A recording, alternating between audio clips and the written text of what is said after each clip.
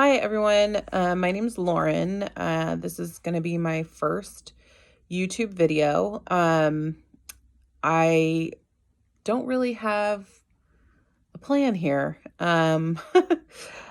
So the reason I'm making this video, I've thought about doing a YouTube channel for a while, and I thought of different experiences that I had that, might be interesting to somebody, but the reason I'm doing this is because I have been diagnosed with a ventricular tachycardia.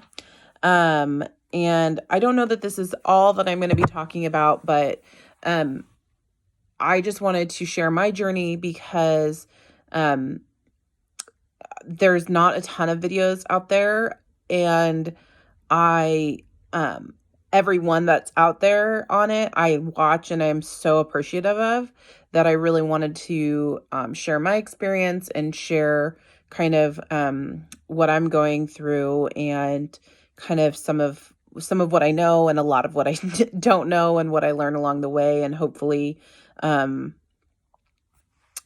hopefully kind of get those who are also going through what I'm going through some support and some kind of just camaraderie.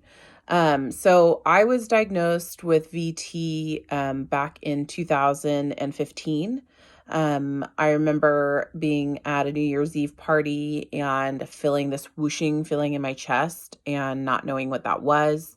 And then going to the doctor because I kept having palpitations and wearing a heart monitor, and then going and working out and being called in the next day because my heart rate got up to, I think, 240. So, while I had been working out. So, they, at that time, put me on metoprolol. And then I ended up going in and having my first EP study to hopefully ablate the arrhythmia or the cells that cause the arrhythmia. Unfortunately, it didn't work. They weren't able to find it. So for the last 5 years or so, I've been on various medications, metoprolol, labetalol when I was pregnant with my son, who's now 10 months old, and now switched back to metoprolol. Recently, I ended up in the emergency room because I was noticing on my watch that, or I had the feeling, and then I noticed on my watch that my heart rate kept jumping up from like 146 to 164 to 176. And so, could feel that in my chest and decided that I needed to go to the emergency room, and they were able to capture the tachycardia happening on 12 leads. So where I am right now is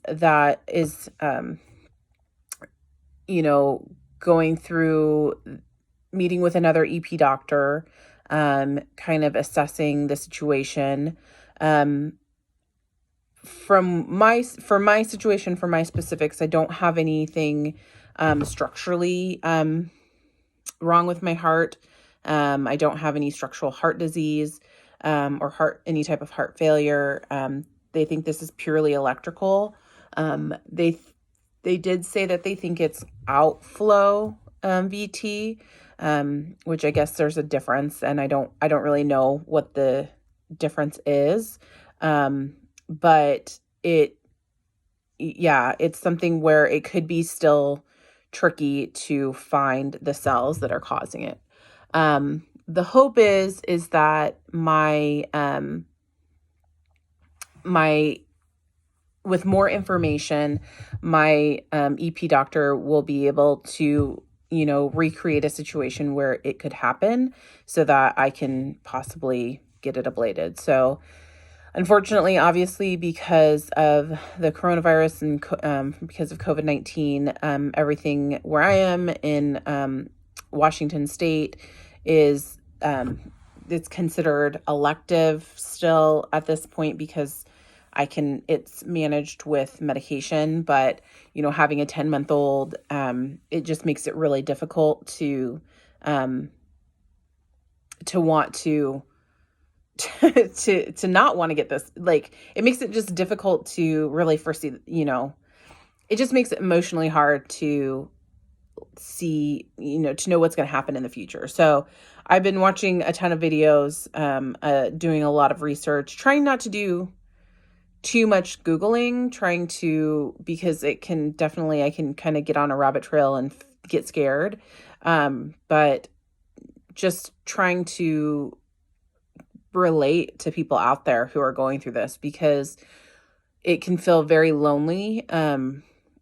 It can feel like, I sometimes blame myself, like somehow did I do something to cause this? But yeah, ultimately I just really want to be around long term for my family, especially my 10-month-old son. So that is kind of my story. So the next steps and what I'll try and update you guys on next is when I hear back in a couple weeks. They are going to take, so the doctor is going to look at my EP, my heart monitor, and then not my heart monitor. I don't know why I said that. So the doctor is going to look at the EKG from the emergency room to take a look and just to confirm again what they think. When I was at the other doctor's office, they did say that they think it is the outbound VT. So he's just going to take a look, because it hadn't been sent over to him yet, but he's going to take a look and see if to confirm that's what it is, and then recreate that situation. So then he's going to follow up with me about that. And then in a couple weeks, when they reassess, the surgery schedules, and where Washington State is with reopening back up some of the procedures and the accessibility, then putting me on the workflow, so that hopefully, I'm hoping that in June sometime, that I can go back in for an EP study. But I am really curious if there's other people out there who have had VT, who had outbound VT, if they've had a successful ablation. And even if you haven't, just, how you're doing, how, if you're managing it with medication, do you work out? I'm definitely scared to work out. That's been it's been one of those things where I feel like that happens a lot when I work out. So, yeah, that's kind of what I'm here for. And I'll talk about some of the other things that I'm trying in terms of health and, in terms of trying to better myself, better my lifestyle. But, yeah, that's me. And I'm thankful that you stayed to watch this video to the end. And yeah, let me know how you're doing. Thanks.